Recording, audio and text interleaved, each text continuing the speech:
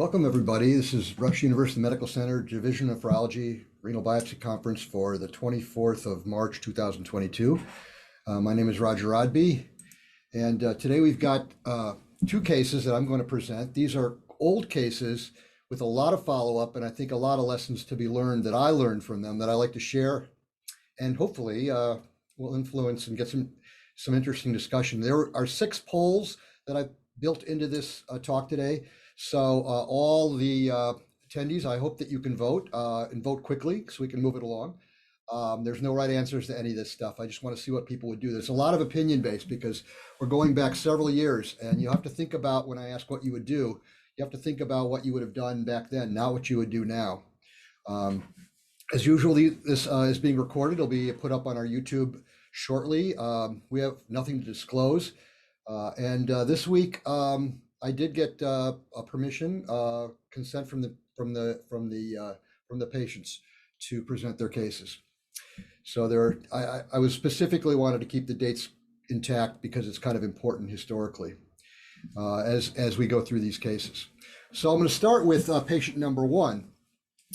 This patient is a 53-year-old Black man who presented in December of 2016 with edema over a few weeks duration and was found to have a creatinine of 1.4, an albumin of 2.2, a cholesterol of 280.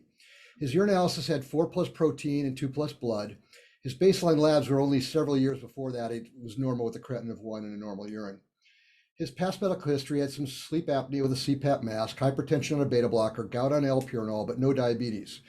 There was no family history of renal disease, allergies, non-steroidals, or anything else that he was taking. He was 6'1", weighed 339. His blood pressure was 150/85. He was a large man, and granted his BMI was 44. Some of this weight was edema, and it's a little bit overestimated. He was a pretty big guy, but he was obese. He had generalized edema. On laboratory exam, I'm shortening the histories quite a bit here because we have an awful lot to go through. His BO was 24, his creatinine was 1.1, his albumin was 2.2, his cholesterol was 280. He had normal liver function test. His CBC had a white count that was normal diff. His hemoglobin was 12.4. His platelet count was normal. We did a serologic workup, but PLA2R was not done. His urinalysis, again, had 4+ protein, 2+ blood, and a protein creatinine ratio of 12 grams per gram. So for our first poll, I want you to tell me, what do you predict the renal biopsy will show in this gentleman? Focal sclerosis with normal-sized glomeruli, focal sclerosis with large glomeruli, obesity-related glomerulopathy, membranous nephropathy, minimal change disease, or something else. Please vote.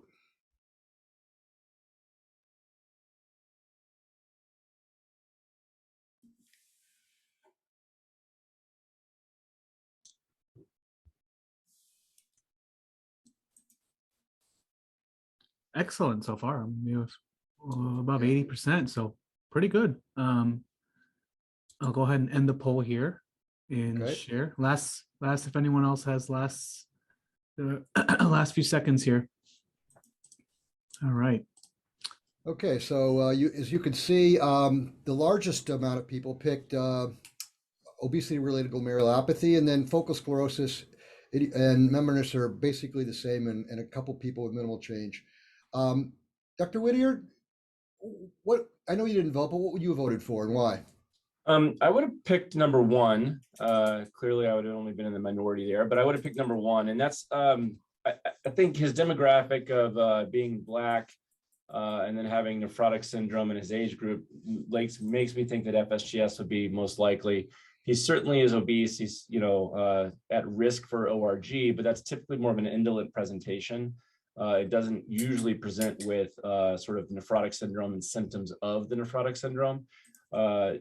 So I would, he might have large glomeruli, but I think that his main process causing his presentation would be foot process effusion and a primary FSGS. So by the way, throughout this, I'm going to basically just keep picking on Bill the whole time, but if anybody has any interjections, put them in the chat board, and or the co-host can just speak up. So if you have any disagreement or anything, but basically I'm going to pick on Bill predominantly to keep things moving. Feel free to rescue me, anyone. But I'm here to be picked on. That's what I do. So let's see who reads this biopsy. We're jumping right to it. Wow, I'm the ultimate martyr. The we're gonna actually read it.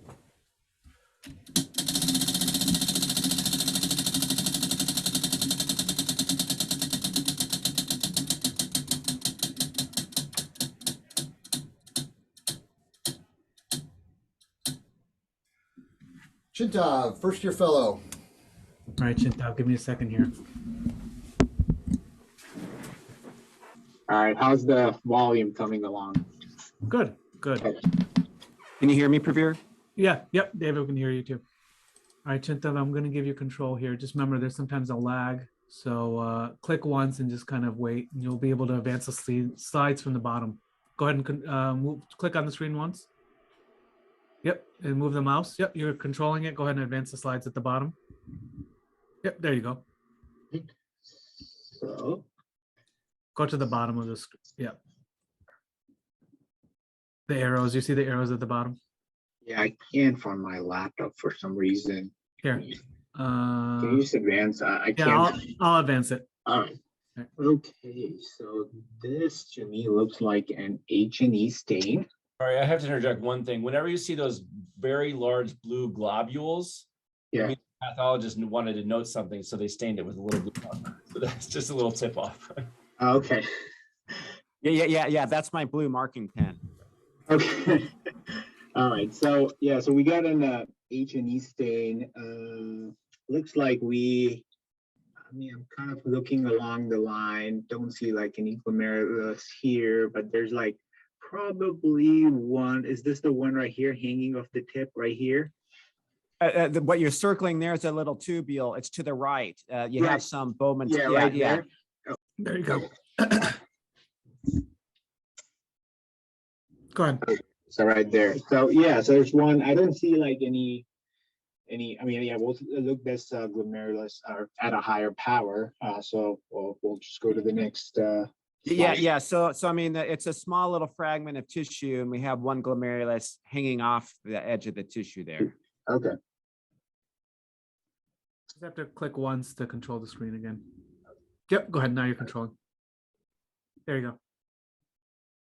All right. So So I'll advance the slides. Just All don't right. click on the screen. Yep. all right. So this is another H&E stain. I don't see anything on here that particularly stands out.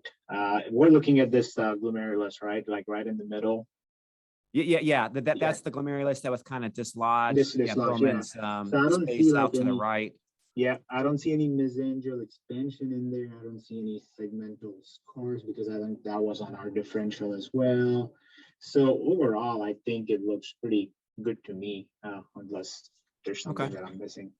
Does it look like a big glomerulus? No, I think it looks pretty normal to me. Yeah. Okay. Okay, so we have a PAS stain here. Again, we're looking at the one column in the middle of the screen. Again, it's very similar to the last slide. It's just looks pretty normal to me. The capillary looks open. I don't see any mesangial expansion or hypercellularity. So yeah, overall, this also looks like a normal one to me. Okay. Good. Okay, so this is the Jones stain or the silver stain, and this is the one that we look for spikes and holes. So just looking along here, it's gonna go around. I don't see any breaks in the basement membrane here, but looking for any spikes or holes because I know membranous was on our differential as well. So maybe like at 1 o'clock, somewhere like that, like right on the very top. Right, this one, is that like spikes right there? I'm unsure, like, I don't know if that looks like a spike.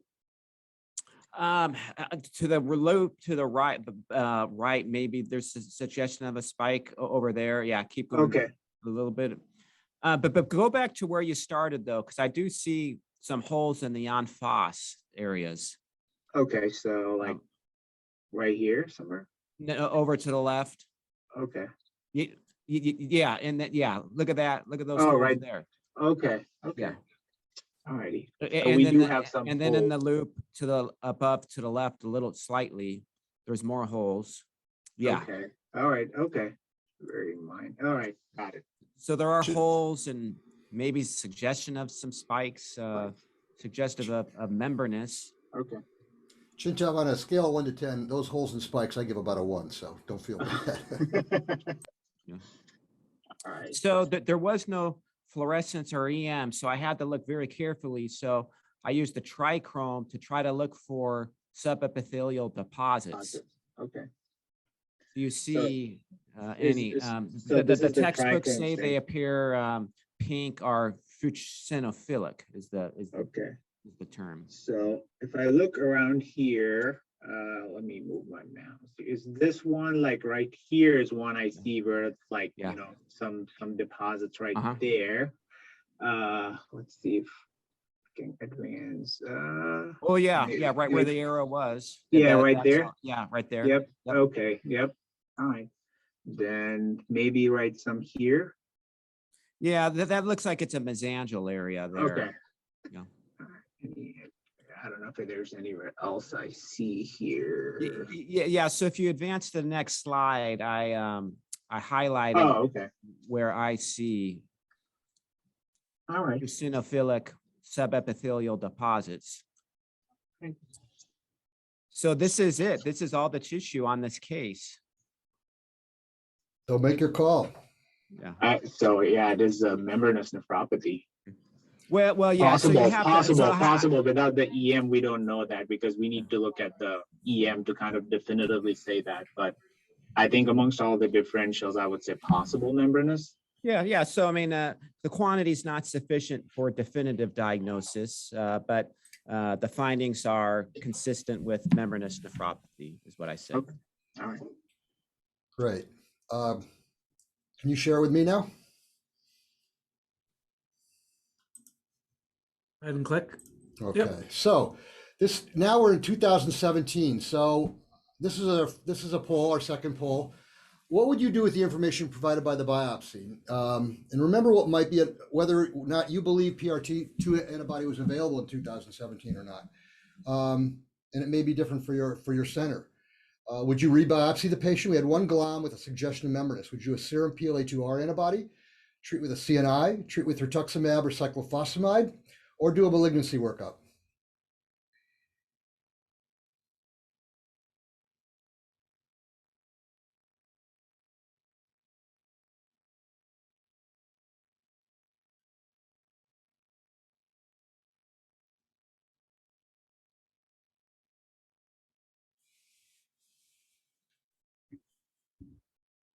Come on, a few more people.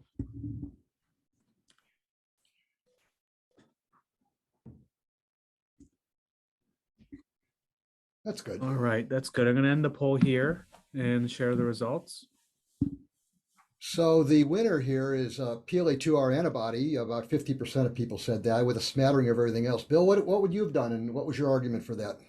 I would have done that same thing if it was available. I don't remember in 2017 if it was really certainly so easily and readily available like it is. We can just order on Quest or at the hospital. But if it was available, I would have ordered that and I would have waited for it. You could also argue any of these really. I mean, if you didn't have that, would you need a rebiopsy? I'm not sure. That trichrome and the Jones were probably enough for me to know that it's membranous, so I don't think I would do a rebiopsy. And then I would work towards, if I wasn't able to get a PLA2R, I would think about definitely doing a malignancy workup for a secondary membranous. And as far as treatment at that time, I mean, the standard KDOQI guidelines from 2012 said that you should really still just be doing ACE or ARB for the first 6 months, unless it's symptomatic or have the DVT or have renal failure. And so I would consider that. This was also pre-mentor. So we didn't really know the great data of the CNI versus rituximab that the mentor gave us. Great. I think that's a good argument for all of them. And I think you could make an argument for it back then for everything. So he did get a PLA2R antibody, and it was 397. This was done after the biopsy. He received CNI, tacrolimus for 1 milligram BID, and had levels in the 4 to 8 range. He gained about 40 pounds and was admitted twice for diuresis over the next year, but he rapidly gained the weight back every time he got discharged. So this was all done, by the way, from another nephrologist. So I don't know what I would have done at that point, quite frankly. And I didn't have to ask myself. I asked Bill. But after a year of TAC, it was easier because after a year of TAC, he decided to see me for a second opinion. His albumin was 1.0 now. His creatinine was up to 2.4. Realizes after a year of a CNI, 24-hour urine protein was now 24 grams, and he sought a second opinion himself. He was on the TAC, Bumex, a high dose of aldactone. His physical exam was really unremarkable except for his anasarca.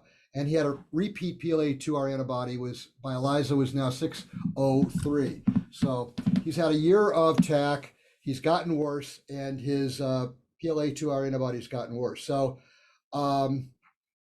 let's run our poll. What would you do now? Of course, I'd anticoagulate him. Now it's just about a year later, early 2018. Would you rebiopsy, continue TAC, add rituximab or cyclophosphamide, or just rituximab? Or just cyclophosphamide?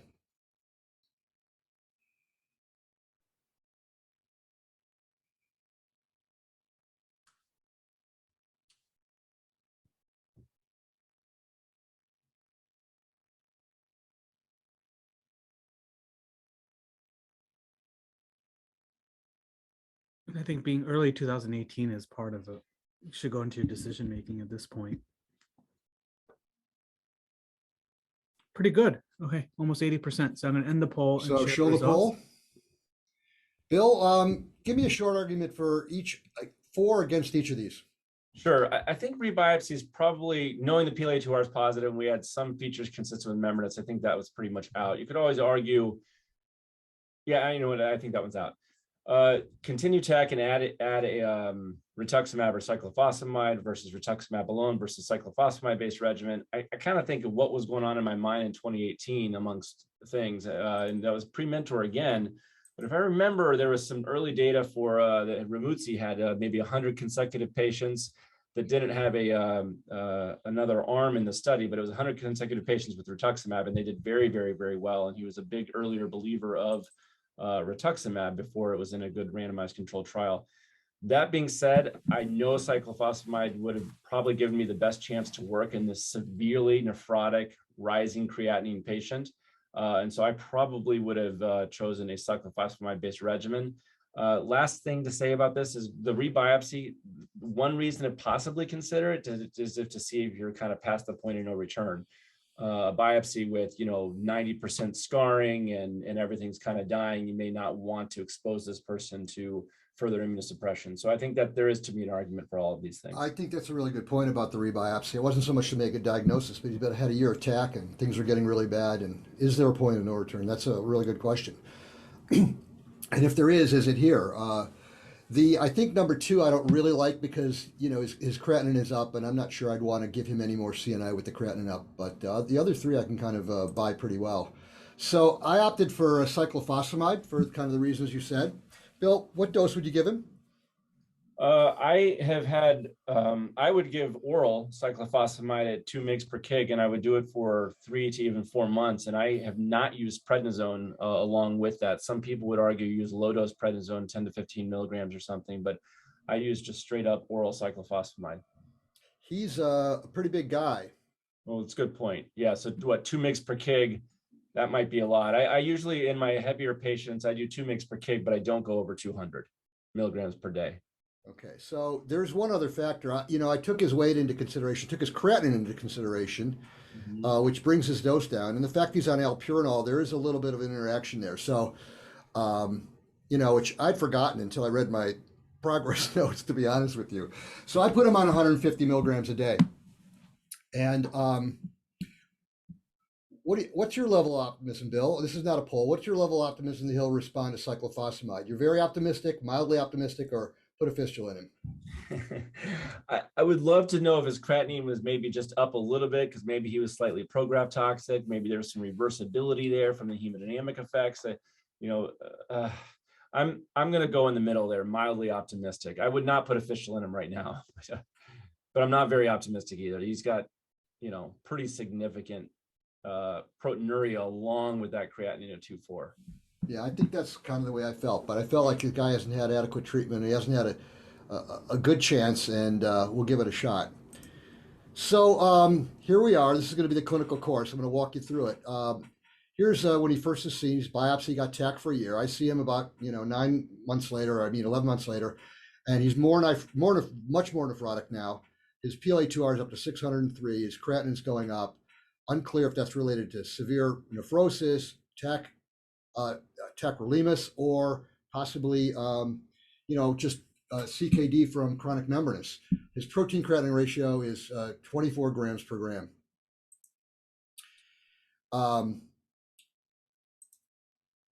Then we have, after 2 months of cyclophosphamide, his PLA2R comes down pretty nicely, 296. His creatinine is still going up though, however, unfortunately, and his albumin's better. So it's kind of not the argument that it's nephrotic syndrome, AKI, isn't as good anymore.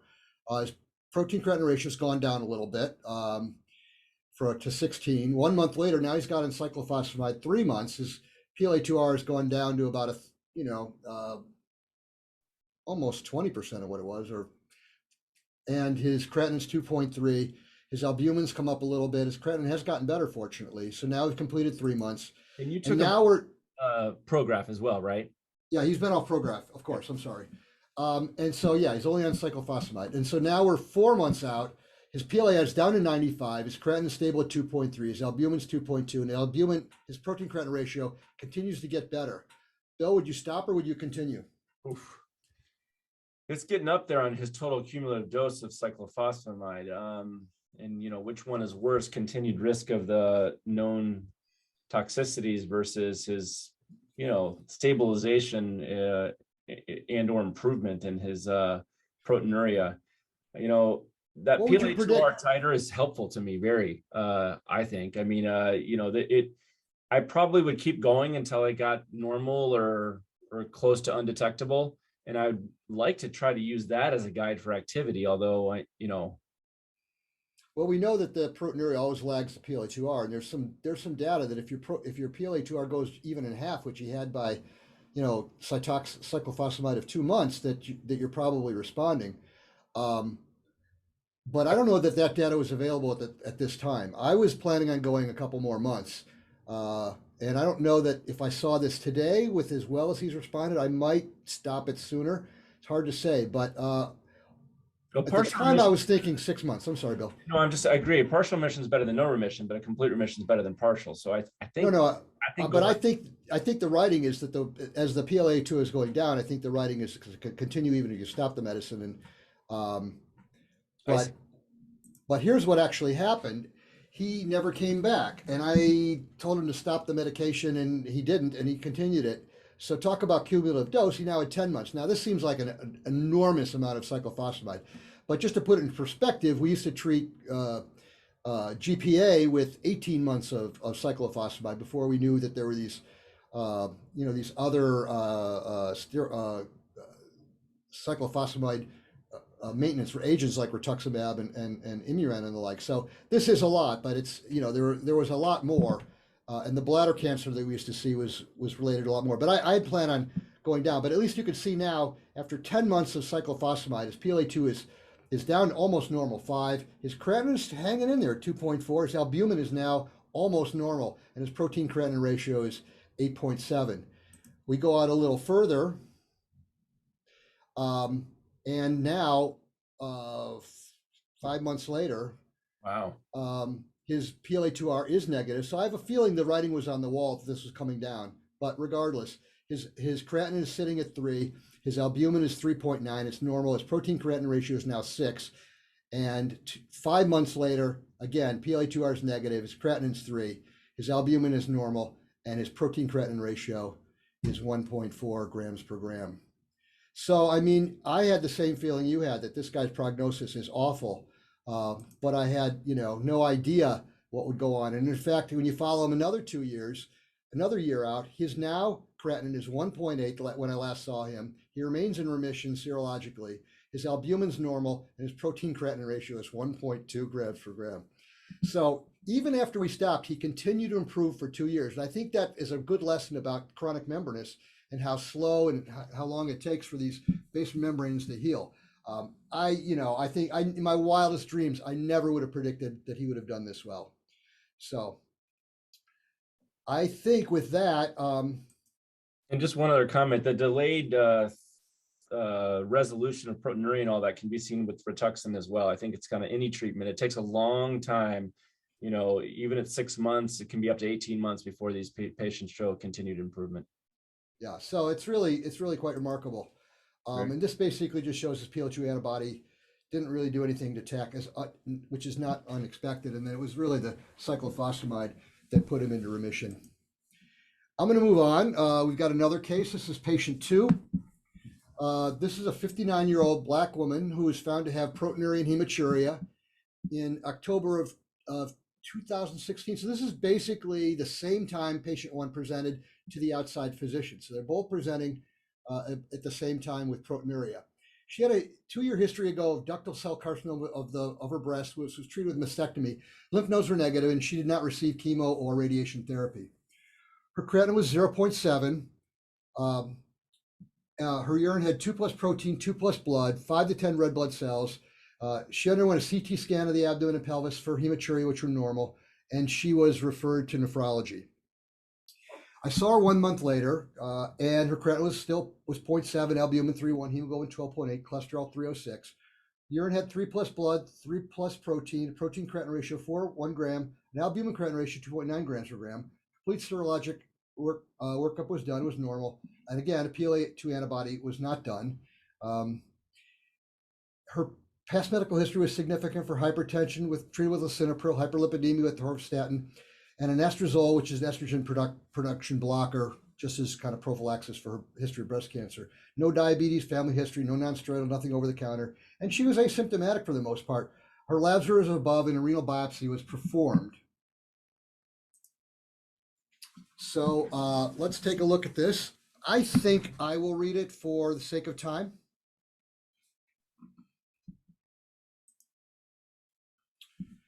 So here's a trichrome, beautiful core, lots of glomeruli, and just a little blue staining material here. The rest of it looks good.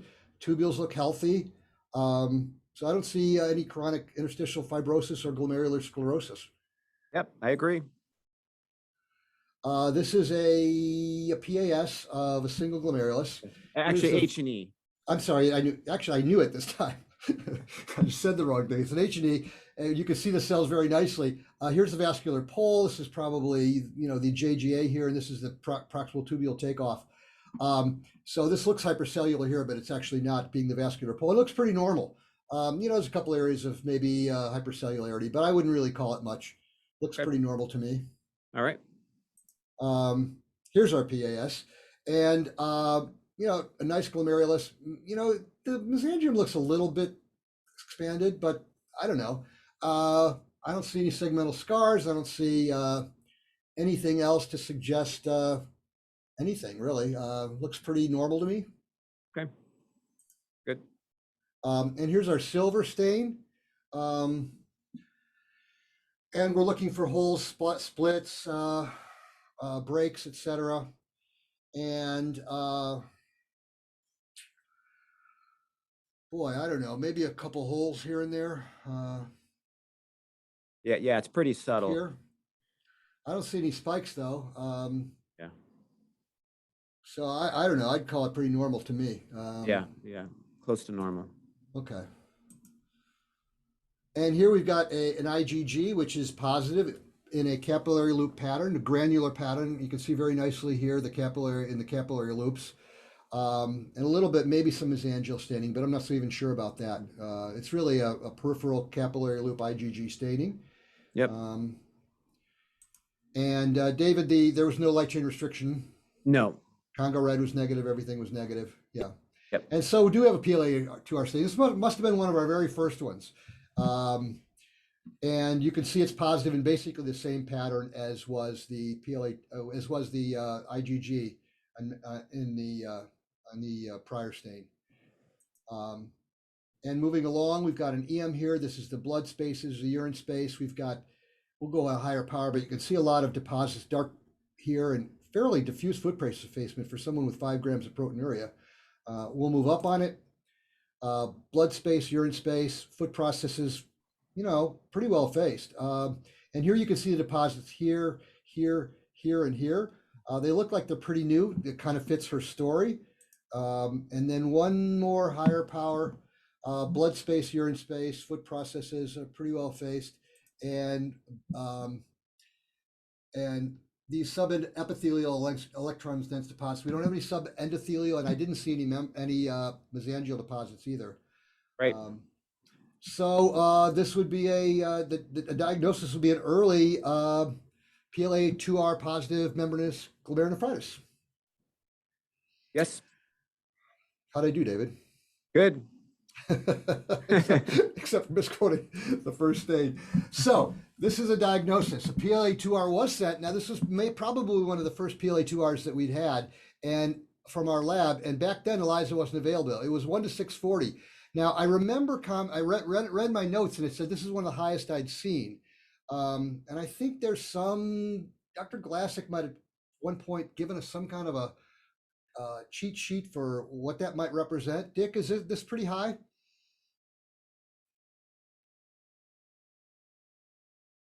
Yes, it is, Roger. Very high.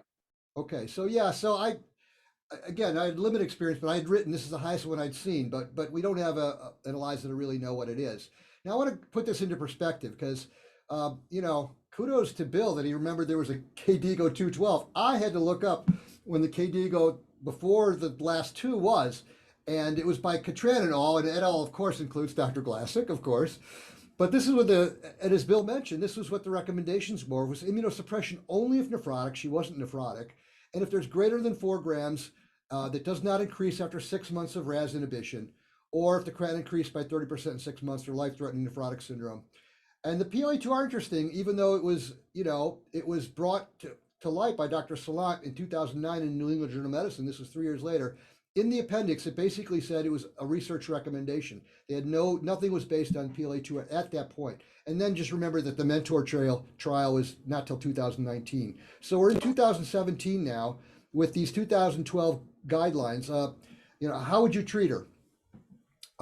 6 months of it. We have a poll, I think. 6 months of aggressive RAS, cyclophosphamide, rituximab, or CNI.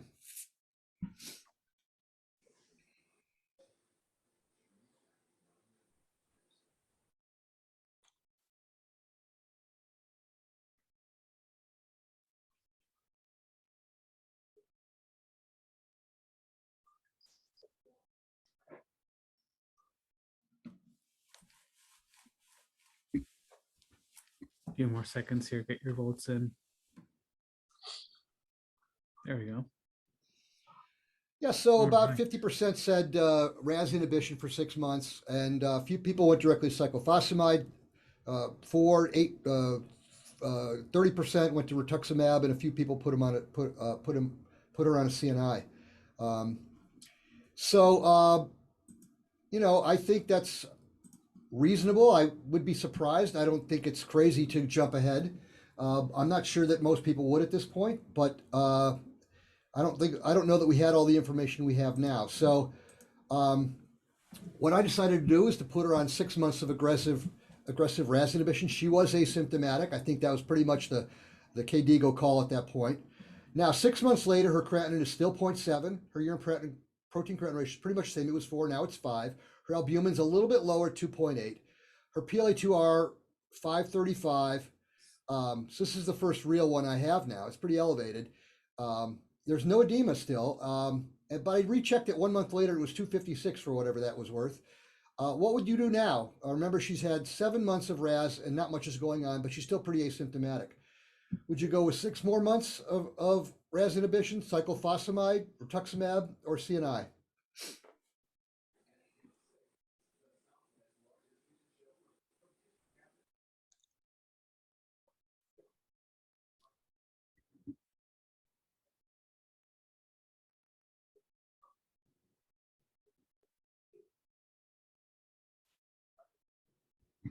People are really moving to the Rituxan, and I really wonder if that's the case, this many years ago. But I'm not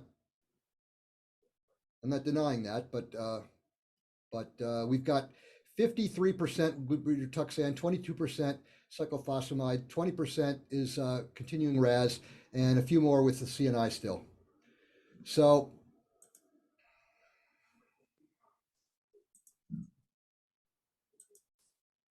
I decided she looked fine. I'll keep her on. See, the PLA2 went down, and I'll see what I'll kind of see what happens.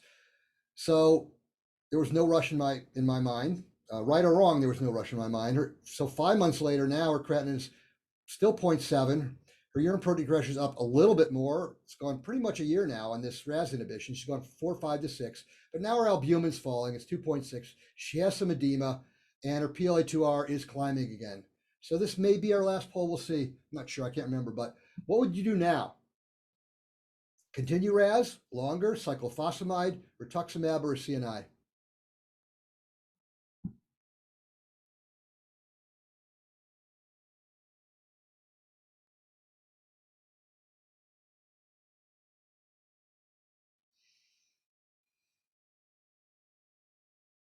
Roger, I have a question for you. Absolutely.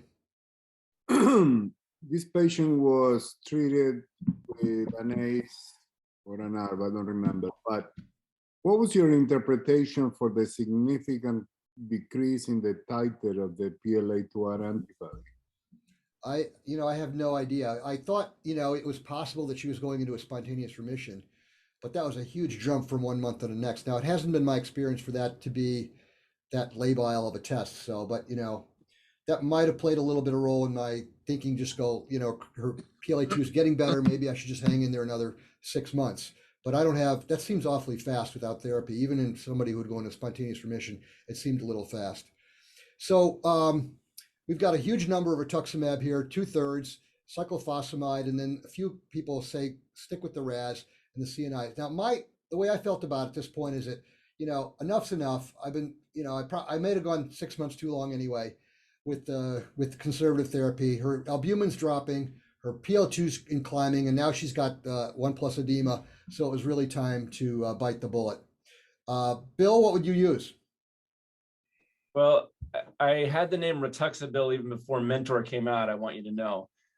So I probably would have given rituximab. And to me, you're going to, at this time, you're going to need to believe this PLA2R is something significant or not. And, ACEs and ARBs shouldn't really, as was just said, shouldn't really decrease it. And so if you believe you have this, this immune situation that you need to treat with something, then you may want to go in a little bit earlier with that. At this time, though, I mean, we had people at our biopsy conference, if you remember, in real time, where people were saying that PLA2R wasn't a good test and it wasn't significant and it meant nothing. And we had arguments, and it's part of the good natured give and take of the biopsy conference. But there were several people there that said you shouldn't believe it at all, and several people there that said you really should. And so that's kind of where we were at this time. For me, though, I was sort of an early believer in PLA2R, and I was an early adopter of rituximab. So and I think there was still some people using calcineurin inhibitors. They just weren't comfortable. Sure. The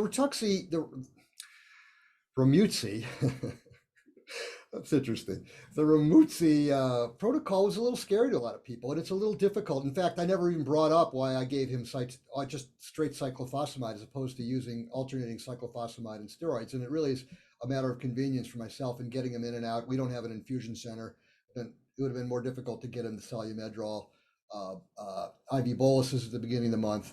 But that would have been just as legitimate. And that's why I've been calling this a cyclophosphamide-based regimen. I'd be curious if it would have been, I doubt it would have been any different had I gone either way. Maybe it would have been slower because I hit him with so much cyclophosphamide. It's hard to say. I don't know if it's ever been completely tested or that it will. The results are so good.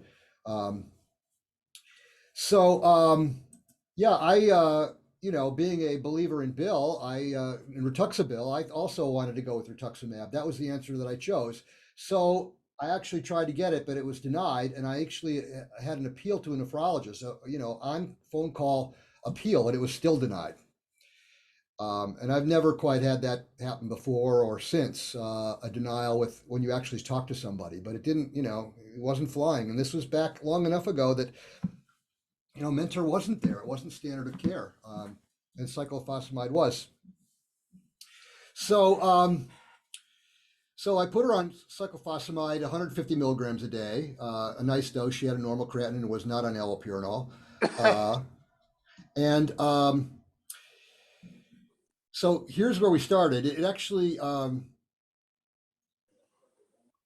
took me 4 months to put her on it because it took me 4 months. I was fighting with 4 months of rituximab rejection. So I started in October of 2018, or June of 2018. I started the cyclophosphamide. After 2 months, actually, her PLA2R came down into about half. Her creatinine, however, had gone up, a little concerning, but her albumin was staying the same. 4 months later, her PLA2R was now down significantly. And again, if this delta PLA2R is going to predict something, that should, you would think that she would do pretty well. And maybe it may not be time to stop. Her albumin is 2.1. Her protein creatinine ratio has not gotten any better, but fortunately, her creatinine didn't get any worse. But she said, I've taken chemotherapy long enough. I don't want any more chemotherapy. I'm stopping it. I don't care if they won't give me rituximab, whatever. Bill, what do you think happened? Yeah, I mean, I think the cyclophosphamide. Oh, what do I think happened next? Yeah, what do you think happened? She took 4 months. She's going to continue to get better. Her proteinuria will continue to get better. Her PLA2R will become undetectable, is my prediction. Dr. Glassick, what do you think happened? Yeah, I agree with Bill. This is a very dramatic decline in PLA2R. I would predict that within 6 months, she'd be in partial or complete remission with a low or undetectable PLA2R. Now, if you had chosen a CNI and she got that CNI during that time, and those same titers came down and everything else was improving, and then she stopped the CNI, I wouldn't have expected a continued remission. The CNIs are the ones that we remember that can get you into a remission with proteinuria, but will often relapse and flare once you're off of them. Dr. First Rubin. of all, you would not see the degree of decline in PLA2R that you see in this patient with CNI therapy. Right, yes. You might see a decline in proteinuria, but as soon as you stop the CNI, she'd have a relapse. Yeah. Absolutely. Dr. Rubin, do you agree with everybody? You think she's going to get better? Are you kidding me? I wouldn't dare to disagree. No, I agree. I agree. So here's what happened. She stopped it. I followed her. 3 months later, her PLA2 jumped up to 355. Her creatinine went to 2.1. Her albumin was basically 2.1, and she had 24 grams of proteinuria. So you guys took hook, line, and sinker. We admitted her to the hospital because at this point I wanted to give her rituximab. She didn't want to take any more cyclophosphamide anyway, and she probably had a good dose. There is evidence that cyclophosphamide is better for the more severe, but I didn't really feel like I had a choice here. So I admitted her to the hospital knowing that the hospital would not deny her getting rituximab, and as opposed to her insurance company. And she got 2 grams over a 2-week period. And here's what happened after that. The next month, her PLA2 was coming down nicely. Her creatinine was 2, her albumin was 2, her proteinuria came down 16 grams. These are all ratios taken with a grain of salt. And it's somewhat related to her renal function as well. A month later now, she's 2 months after rituximab, PLA2 is coming down, creatinine's holding its own, albumin's still at 2.2, protein creatinine ratio is no better. Now it's 4 months after her, I don't have a PLA2R. This was at an outside hospital. I was working with another physician. He did not have it available, but regardless, her creatinine is now 3.4. Her albumin is 1.2, and she's got 40 grams. Again, for what that's worth, it's pretty high, and it is in the setting of renal failure, but her albumin kind of correlated with this. She's got anasarca. She has no appetite. She feels terrible. She looks terrible. We can't get the fluid off her with diuretics and albumin, you name it. And so we started dialysis on her. And since she was in the hospital, we gave her another gram, not waiting for 6 months. We did not have CD19 to check to see if she'd responded, or if she had responded and gone up. None of this stuff was available or really thought about at that point. So we put her on dialysis. 2 months into dialysis, her PLA2R is no better. I don't have one here, so it might have gone up. It's hard to say. Her creatinine is now 4.5. Her albumin is 2.9. Our protein creatinine ratio is now 11, but it's unclear if this has improved. Her albumin and protein creatinine ratio improved because of her renal failure, but she is non-oliguric. Bill, 2 months later, where do you think we are?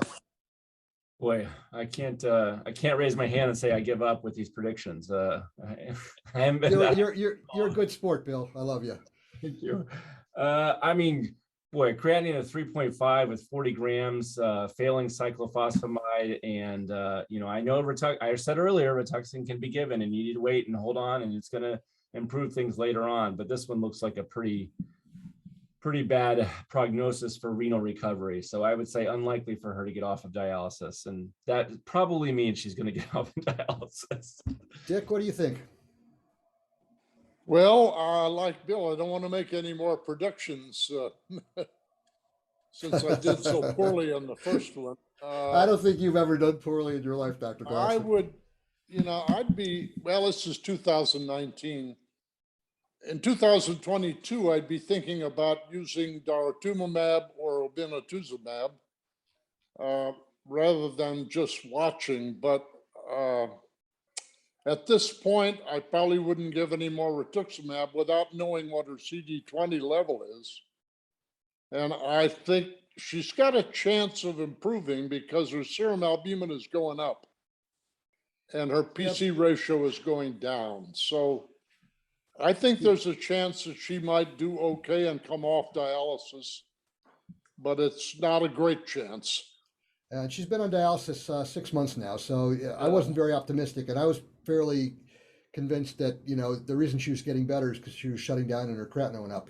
But as Bill predicted, she starts making more urine. We did a 24-hour creatinine clearance, and her endogenous renal function was 35 mLs per minute. Wow. So at that point, her PLA2R was now 35. She had gotten this 1 gram, 4 months ago. Her PLA2 now is 35. Her creatinine, although was 6, her albumin was 3. But we started cutting back on dialysis and watching her very carefully. And we did, since she was in the hospital, we again were able to give her 1 more gram of rituximab. And from there, 3 months later, her PLA2R was now 3. Her protein creatinine ratio is down to 5. We stopped dialysis. Her creatinine remained in the 2.5 range, and her PLA2R was now negative. Her albumin was normal. Protein creatinine ratio is 5. 7 months later, same thing, same creatinine. Albumin is now pretty normal. Protein creatinine is now down to 2. Go forward another 6 months, and PLA2 remains negative. Her creatinine is now still remains at 2.6. Her albumin is 3.9. Now she has 500 milligrams of protein after all those years of membranous. And the last time I got a lab was a couple months ago. And it's the same thing. Her creatinine is now 1.9 after being on dialysis for 6 months. So you were right, Dr. Glassick. She did have a chance and she did recover. And again, the remarkable thing that I find about this is that she continued to improve over a 2-year period.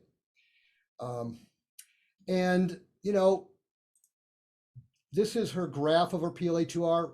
And as Dr. Glassick said, even though they may be an antiproteinuric drug, you would not expect anything unless she was in a spontaneous remission, which I was wondering about here. CNIs wouldn't do anything. RAS inhibition is just buying time to see if she'll go into remission. She had the cyclophosphamide. She responded very nicely. Shearer stopped it, and she rebounded immediately. And then fortunately, the Rituxan worked, and we didn't need the other anti-CD20 drugs that only Dr. Glassick can pronounce. And she got better on the Rituxan alone and is doing quite well off dialysis.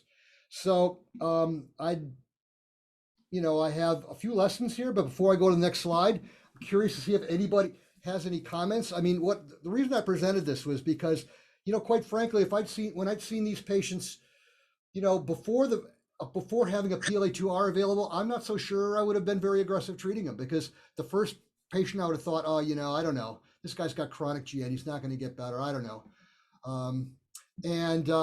The second one, I don't know. I don't think I would have hung in there on dialysis. I would have probably said no, but I had something to follow, and I know that she responded before, and I know what I'm targeting. And to me, the lesson here is what PLA2R has done for us as a diagnostic and therapeutic test. And again, this is just for proteinuria, same kind of thing that showing in the last slide. Before I wrap it up, does anybody have any comments about this? So Roger, for 5 months on Rituxan, she didn't budge. At which point in time would you label her as Rituxan resistant, which is something that was brought up in the chat as well? I don't know. I mean, every time we'd want to give up, she'd give us a flare of hope. And I mean, she was in the hospital. What the heck? We'll give her another dose of Rituxan. And we thought it was, it was easy to give. I knew that her she had responded before to the immunosuppressive therapy. So I thought, there's a chance. But on dialysis, I didn't think there was much of a chance. But I think that Dr. Glassett was also thinking along those lines when he brought up obinutuzumab and daratumumab. I mean, in the you're just showing off, Mario. Eh? You're showing off that you can pronounce them. Well, I've been training for this. So, I mean, if you don't have markers such as CD19, which we have now, I mean, it's going to be a hard call. I mean, she was very lucky indeed. But I don't know. I mean, these days, I wonder, I mean, what period of time do we wait? We wait 4 months, 6 months, 8 months. Is there any data? But I think the point is we had, evidence of her PLA2R getting better, even though her creatinine was getting worse. And I don't know if after 6 months of therapy and the PLAR2 doesn't go down, I think that, as Dr. Glassick said, he would try a different agent. It's not known, even if the CD19 is completely suppressed. I mean, it's not known that it absolutely correlates with CD19. So I think you have to be careful not to give up too quickly. With all due respect, actually it does. I mean, I was recently attended a conference along those lines. And actually, I listened to Dr. Pierre Ronco as well. And yes, I mean, the correlation is pretty good between the depressed CD19 and rituximab effect. Anyway. Dick, what do you say to that?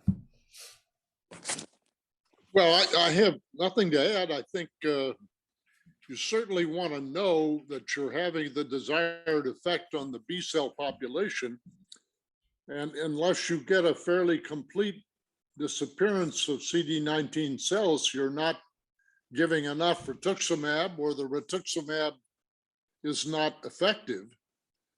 And if the patient's PLA2R is going up and the CD19 didn't fall after rituximab, that might be an indication to move to other drugs like obinutuzumab or daratumumab. And that makes sense. So I stand corrected, Mario. Thank you. So I want to go over to KDIGO 2021 now, to compare with what was, a decade earlier. And what's very interesting, the practice point says a kidney biopsy is not required to confirm a diagnosis of membranous in patients with nephrotic syndrome and a positive anti-PLA2R antibody. So that's a huge difference from when we started in this case in 2017. And what's also new is, now when it's looking at what the risk factors are, they put them in risk, and I'll show you the algorithm for treatment. I know Dick was part of this as well. The PLA2 now is broad, and they consider high risk as a PLA2R less than 50. And in both these cases, their PLA2R, when we first measured them, was well above 50. So that would put both these people in a high risk. And if you look at their algorithm for high risk, they're not talking about wait and see, 6 months of ACEs and ARBs or anything else. They're going directly to rituximab or a cyclophosphamide based or calcineurin with rituximab based protocol. So that's very different how things have changed, and it's all based on the fact that the PLA2R now is available and has prognostic significance on response and everything else. So that's a huge change. And, if I look at the case 217, these cases are specifically, I'll talk about the second one, but they probably both apply. 217 versus 222. The first case had a PLA2R of 160 after the biopsy. if in 2022, we could probably avoid the biopsy with the PLA2R itself. And 1 glom or 20 gloms, they're going to be the same if it's membranous. So it's possible we didn't have to biopsy this case. That's one huge difference. Secondly, in 2017, they were telling us to go with a trial of RAS inhibition for 6 months. Heck, I went for 12 months. Now in 2022, the algorithm, because this has PLA2Rs well above 50, that puts it at high risk and would start immunosuppression immediately. It took me a year and 4 months of arguing before we got her on anything. 2017, what happened? She got 4 months of Cytoxan, 4 grams of Rituxan, and it took about 3 years to go into remission. And it's very possible if we would, using 2022 guidelines, immediately started her on Rituxan, 2 grams and another gram at 6 months, it's very possible that she would have been in remission by 12 months and not had to go through this and dialysis and everything else. Of course, this is speculation, but I got to tell you that the availability of PR2 testing has been the biggest game changer in idiopathic GN in my 40-year career. Now it may sound a little bit hyperbolic, but I truly believe it. And my second message is that, it ain't over till the fat lady sings. So you may be aware of this this little phrase, but I had to look it up here. And Wikipedia refers to it from Wagner's The Ring. And The Ring is a series of 4 consecutive operas. And they go usually one a day for 4 days. And it takes 17 hours to complete the opera. And at the very end of the opera, Brunhilde sings for 20 minutes. And it just so happens, they say, so it's not me about this fat lady, they actually say that Brunhilde was always, was typically played by sopranos who were traditionally amply contoured. So I would rephrase the fat lady sings to it ain't over till the amply contoured lady sings. And with that, I'll end, and I thank you very much for hanging in there with me, because I think Great. that I learned more from this case, and I thought that would be really fun to share. Great session. For everybody, anybody has any comments? I'm sorry I wasn't paying attention to the chat board. I was too busy running everything. I apologize. The CME activity code I didn't give out earlier. It's 485073. Thanks everybody. I think we're taking the next 2 weeks off. Next week is the in-service exam for the fellows from the ASN, and the week after that is the National Kidney Foundation. So we should be back in 3 weeks. In the meantime, thanks for everybody's attention. And we'll stay safe, and we'll see you soon.